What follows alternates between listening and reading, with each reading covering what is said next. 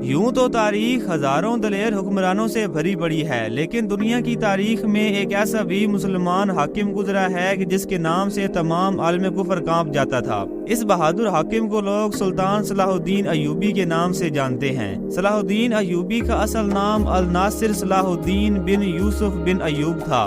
آپ ایوبی سلطنت کے بانی تھے۔ سلطان صلاح الدین ایوبی موجودہ عراق کے شہر تکریت میں پیدا ہوئے۔ ان کے زیر قیادت ایوبی سلطنت نے مصر، شام، یمن، عراق، حجاز اور دیار باکر پر حکومت کی۔ سلطان صلاح الدین ایوبی کو ان کی سخاوت، حسن اخلاق اور بہادری کی وجہ سے نہ صرف مسلمان بلکہ عیسائی بھی عزت کی نگاہ سے دیکھتے تھے۔ سلطان صلاح الدین ایوبی بہادری کے کارناموں میں نور الدین زنگی سے بھی آگے تھے۔ سلطان صلاح الدین ایوبی میں جہاد کا جذبہ کوٹ کوٹ کر بھرا ہوا تھا۔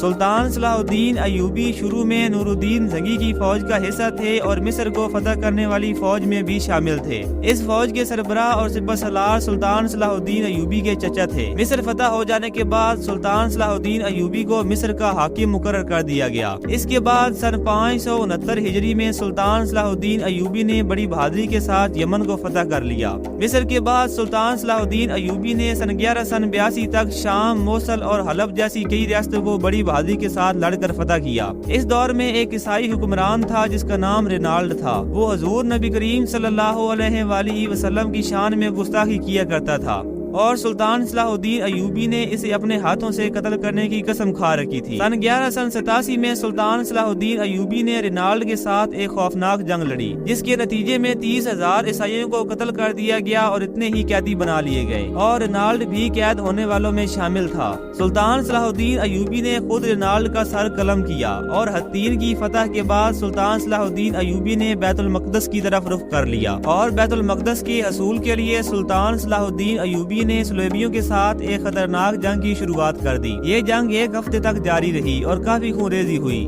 لیکن بالآخر عیسائیوں نے ہتھیار ڈال دیے اور رحم کی درخواست کی۔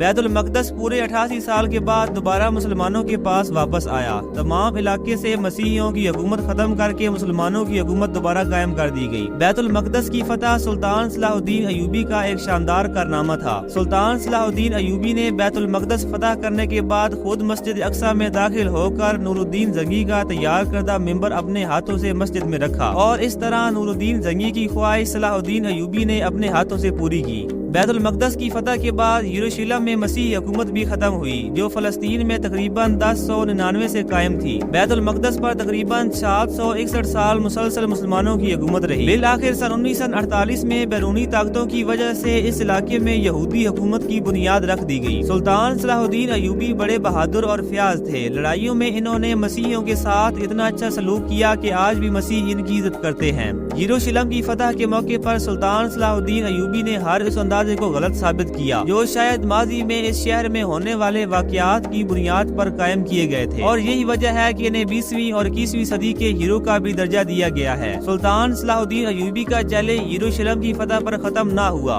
بلکہ انہیں اندازہ تھا کہ اب مسیحی دنیا جس پر یروشلم جیسے مقدس شہر کے ہاتھ سے نکلنے کی خبر بجلی بن کر گری ہوگی، اس کو واپس لینے کی پوری کوشش کریں گے۔ سن 1187 میں یروشلم کی فتح سے تیسری صلیبی جنگ میں اس کے کامیاب دفاع کا باب تقریباً 5 برسوں پر محیط ہے۔ یہ جنگ جیتنے کے لیے مسیحیوں نے پوری دنیا سے لوگ اکٹھے کیے اور سلطان صلاح الدین ایوبی کے خلاف پراپوگنڈے کیے، لیکن جنگ کے لیے آنے والے نہ صرف یروشلم حاصل کرنے میں ناکام رہے بلکہ سلطان صلاح الدین ایوبی کی ایک مختلف تصویر لے کر واپس گئے۔ مسلسل جنگوں میں مصروف رہنے کی وجہ سے سلطان صلاح الدین ایوبی کی صحت دن بدن بگڑتی چلی گئی، اور آخرکار سلطان صلاح الدین ایوبی 4 مارچ سن 1193 کو اس جہان فانی سے کوچ کر گئے۔ سلطان صلاح الدین ایوبی کے قصے آج تک تاریخ کی کتابوں میں سنہری الفاظ سے لکھے ہیں، اور آج تک جہاں بھی بہادری سے لڑنے کی بات ہو تو سب سے پہلے سلطان صلاح الدین ایوبی کا نام لیا جاتا ہے۔ اللہ تبارک و تعالی سلطان صلاح الدین ایوبی کی قبر پر کروڑوں رحمت نازل فرمائے،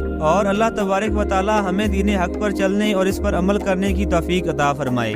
آج کی اس ویڈیو میں اتنا ہی۔ اگر آپ کو ویڈیو پسند آئی ہو تو ویڈیو کو لائک کریں اور چینل کو سبسکرائب کریں۔ اسی کے ساتھ مجھے دیجیے اجازت۔ اللہ آپ سب کا حامی و ناصر ہو۔ ملتے ہیں اگلی ویڈیو میں، تب تک کے لیے اللہ حافظ۔